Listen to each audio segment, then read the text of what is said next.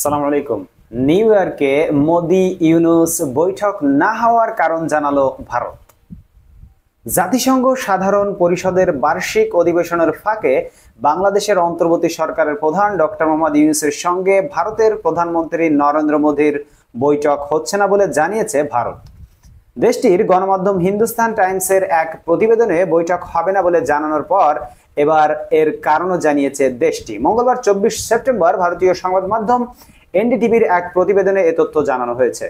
ভারতের কেন্দ্রীয় স্বরাষ্ট্র মন্ত্রণালয় জানিয়েছে, সফর সূচিতে গরমিল ও সময়ের অভাবের কারণে ভারতের প্রধানমন্ত্রী নরেন্দ্র মোদী ও বাংলাদেশের অন্তর্বর্তী সরকারের প্রধান উপদেষ্টা ডক্টর মোহাম্মদ ইউনুসের মধ্যকার বৈঠক অনুষ্ঠিত হচ্ছে না।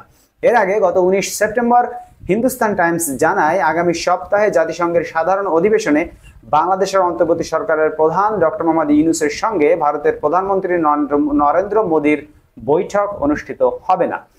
এর আগে চলতি মাসের শুরুতে বাংলাদেশ সরকারের পক্ষ থেকে ভারতের প্রধানমন্ত্রী মোদীর সঙ্গে জাতিসংঘ অধিবেশনে সাইডলাইনে বৈঠক আয়োজনের জন্য অনুরোধ জানানো হয়। নাম প্রকাশ না করার সত্ত্বে একটি সূত্র ভারতীয় সংবাদ মাধ্যমকে জানিয়েছে, শেখ হাসিনা সরকারের পতনের পর থেকে দ্বিপাক্ষিক সম্পর্কের মধ্যকার টানাপোড়েন দূর করতে এই বৈঠকের বিষয়ে বেশ বাংলাদেশ আগ্রহী ছিল। এই সূত্রটি আরো জানিয়েছে, এ ধরনের কোনো বৈঠক ভারতের এজেন্ডায় নেই।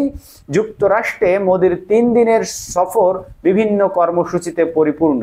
তিনি 21 সেপ্টেম্বর ডেলাওয়ার উইলমিংটনে কোয়াড লিডার সামিটে যোগ দেবেন এবং 23 সেপ্টেম্বর জাতিসংঘের সাধারণ পরিষদে ভাষণ দেবেন।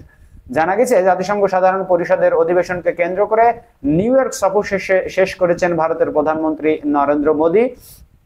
মঙ্গলবার ভোরের দিকে তাকে বহনকারী বিমান নয়াদিল্লির বিমানবন্দরে অবতরণ করে। সোমবার রাতে তাকে বহনকারী বিমানটি নিউ ইয়র্কের বিমানবন্দর ত্যাগ করে। এ ঘটনার পর সোমবার নয়াদিল্লিতে এক ব্রিফিংয়ে ভারতের পররাষ্ট্র সচিব বিক্রম মিশ্রি জানান, আপনারা জানেন আমাদের প্রধানমন্ত্রী এবারের সফর খুবই সংক্ষিপ্ত ছিল। তার সফরের মেয়াদ ছিল মাত্র 55 ঘন্টা। কিছুক্ষণ আগে তিনি নিউ ইয়র্ক থেকে নয়াদিল্লির উদ্দেশ্যে যাত্রা করেছেন।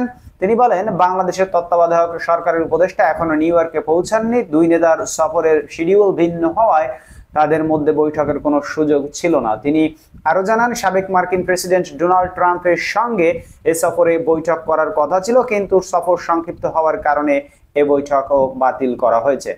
ধন্যবাদ সবাইকে যারা ভিডিওটি দেখলেন, যে বা যারা যেখান থেকে আমাদের চ্যানেলটিকে সাবস্ক্রাইব করে আমাদের সাথেই থাকুন। দেখা হবে পরবর্তী ভিডিওতে অন্য কোনো খবর নিয়ে। সেই পর্যন্ত আপনারা সকলে আল্লাহর রহমতে ভালো থাকবেন। এখন বিদায় নিচ্ছি। আল্লাহ হাফেজ।